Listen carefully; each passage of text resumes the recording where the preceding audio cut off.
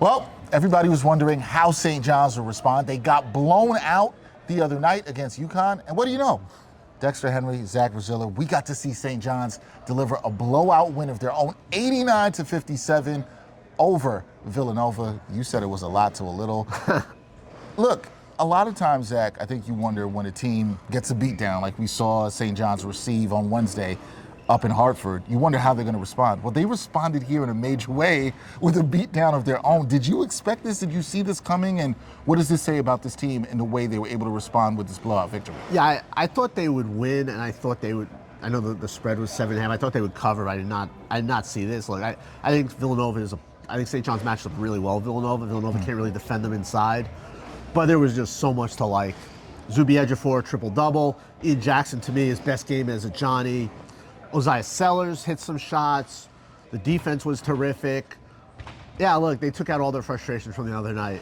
And, Villanova's got to be wondering, what did we do? Because St. John's and UConn have a combined 4 losses, and Villanova's had to play them, each team after one of those. After one of those losses. Yeah. That's, you got to feel for Villanova, the number 3 team in this league. But look, they came out how I think if you're a St. John's fan, exactly how you wanted. They were forceful.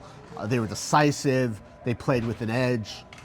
And look, it's funny, everyone focused on that UConn game, but think about it, they won 14 of 15. Their last 2 games here had both been 30-point blowouts.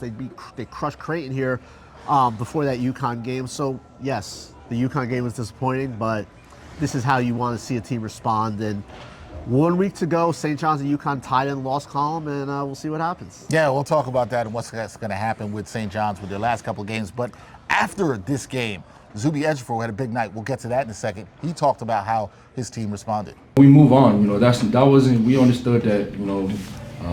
We didn't bring it, especially effort-wise on both sides of the ball, and we understood that. And that's something that I'm telling the guys that it can't happen. It can't repeat itself. And we came into practice the next day.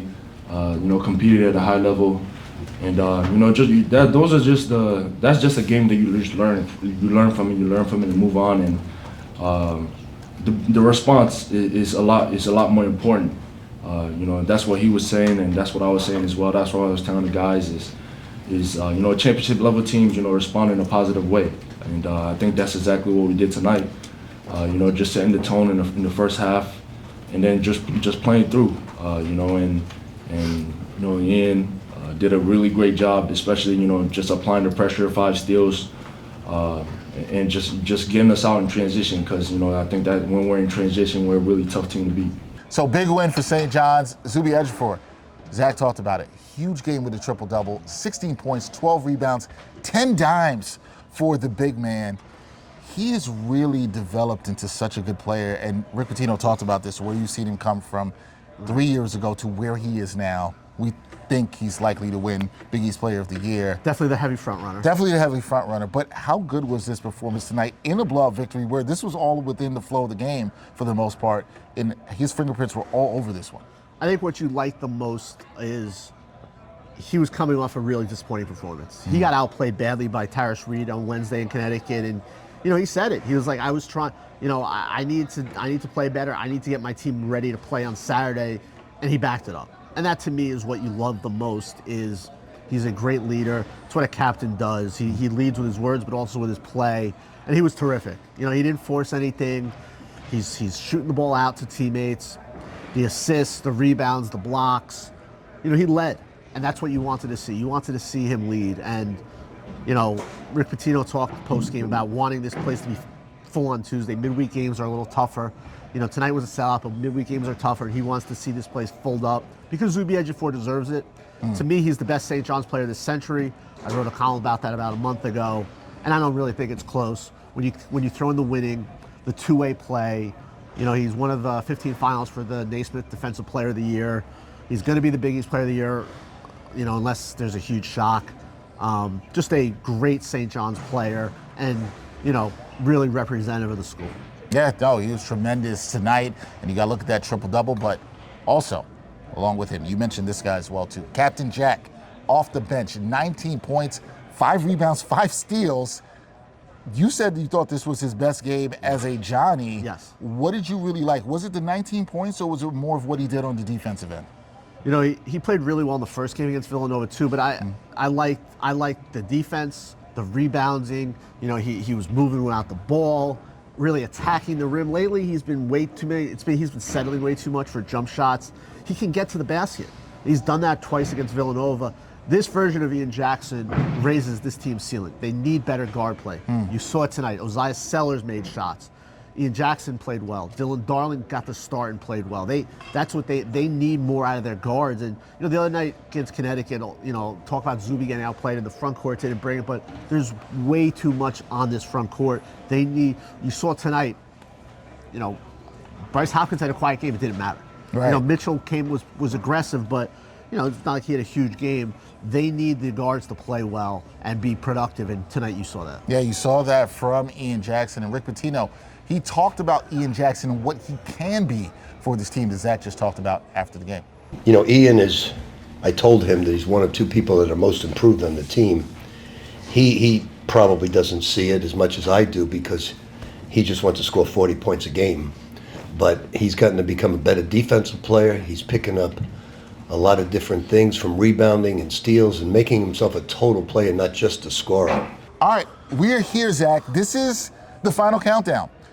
2 more games left in the regular season for the Red Storm. You mentioned Tuesday night, senior night here at the Garden, home to host Georgetown, then at Seton Hall on Friday. There's still a chance to win the Big East outright, but kind of looks like it probably will be a share of the title. Right. What do you think about what you'll be keeping your eye on in terms of how St. John's finishes the season, the final 2 games, and starts to prepare for the Big East tournament? Yeah, look, UConn's got to go to Marquette. Marquette's played better. I don't think that'll be an easy game, but yeah, I think the odds are strong that they're gonna share the title. And you know, right now it comes down to what happens with Providence and Creighton. Right now, Providence and Creighton are tied in the loss column. Providence has the tiebreaker. So basically, the way it works is if a team's finished tied and you know the head-to-head is even, it then comes down to how they do against the next highest team. Right. Both St. John's and UConn swept Villanova, so then it comes down to the next team.